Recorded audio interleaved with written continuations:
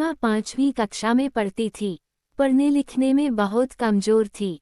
बस उसकी एक ही विशेषता थी कि वह दिखने में सुंदर थी, इसलिए सब उसकी सुंदरता की तारीफ करते थे। सीमा को इस बात का घमंड हो गया और वह ऐसी लड़कियों से नफरत करने लगी जो सुंदरता में कुछ कम थी। उसे सबसे अधिक वंदना से नफरत थी, क्योंकि उसका रंग कुछ काला था। वह हमेशा उसे काली बिल्ली कहकर चिढ़ाती थी, लेकिन वंदना का स्वभाव इतना अच्छा था कि वह उसे कभी कुछ न कहती। वंदना बड़ी भोली भाली लड़की थी, पढ़ने लिखने में बड़ी होशियार थी। सभी अध्यापिकाएं उसे बहुत प्यार करती थी। घर पर भी माँ उससे बहुत खुश थी। हर काम में माँ को सहयोग देती। सभी काम वह मन लगा का करती थी। वह बड़ी बड़ी सफाई पसंद थी, इसलिए हमेशा साफ सुथरी भी रहती थी। सीमा सारे दिन घर से बाहर खेला करती। अर्धवार्षिक परीक्षा निकट आ गई, लेकिन उसे तो किसी बात की चिंता नहीं थी। एक दिन सीमा सवेरे अपने घर से बाहर निकली। उसके पापा नई गेंद लाए थे, इसलिए वह बहुत खुश थी। वह सीधी अपनी एक सहेली दिव्या के घर गई। दिव्या उस समय अपने घर की सफाई करने में मदद कर रही थी। सीमा को देखते ही वह बोली, आओ सीमा। दिव्या, चलो बाहर खेलने के लिए चलते हैं। नहीं सीमा, मुझे तो अभी बहुत काम करना है। फिर सवेरे सवेरे पढ़ने का समय होता है। मैं शाम को खेलूंगी। ये सुनकर सीमा ने मन ही मन कहा, बड़ी आई काम करने वाली, और मुंह फुलाकर बाहर चली आई।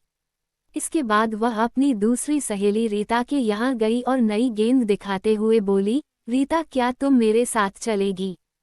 नहीं, मैं तुम्हारे साथ अभी नहीं जा सकती।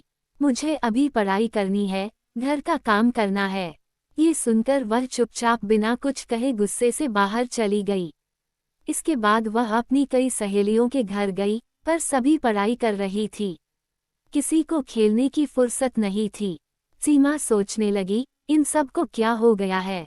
इन्हें तो बस घर का काम करना और पुस्तकें पढ़ना ही पसंद है।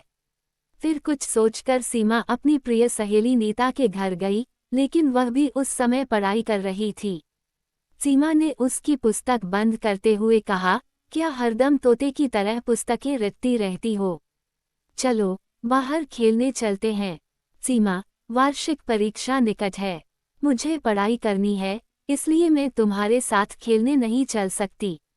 तुम भी अपने घर जाकर पढ़ाई करो, वरना इस बार फिर फेल हो जाओगी। सीमा उदास मन से लौटने लगी, तभी उसे नीता की आवाज सुनाई दी।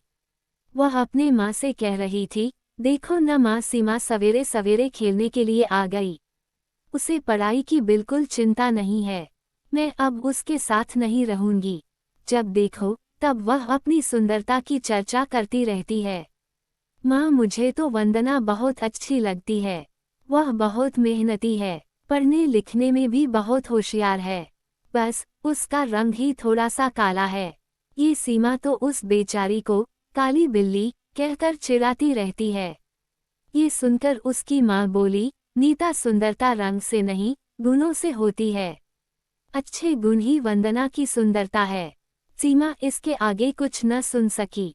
वह चुपचाप अपने घर की ओर जा रही थी, लेकिन तभी रास्ते में केले के छिलके पर उसका पैर पड़ गया। वह फिसल गई। वंदना अपने घर के बाहर खड़ी थी। उसने सीमा को गिरते देखा तो तुरंत दोनों हाथ पकड़कर उसे बड़े प्यार से उठाया। ये देखकर सीमा की आंखें भर आई। वह मन ही मन सोच रही थी कि वह वंदना से कितनी नफरत करती है, लेकिन वंदना के मन में उसके लिए कितना प्यार है। वह बोली, वंदना, तुम सबसे सुंदर हो और मैं काली बिल्ली हूँ। मैंने तुम्हें काफी तंग किया है, बहुत चिढ़ाया है, मुझे माफ कर दो। अरे, भला सहेली से माफी मांगी जाती है? सचमुच। सीमा ने अपनी सुंदरता पर घमंड करना और वंदना को चिढ़ाना छोड़ दिया।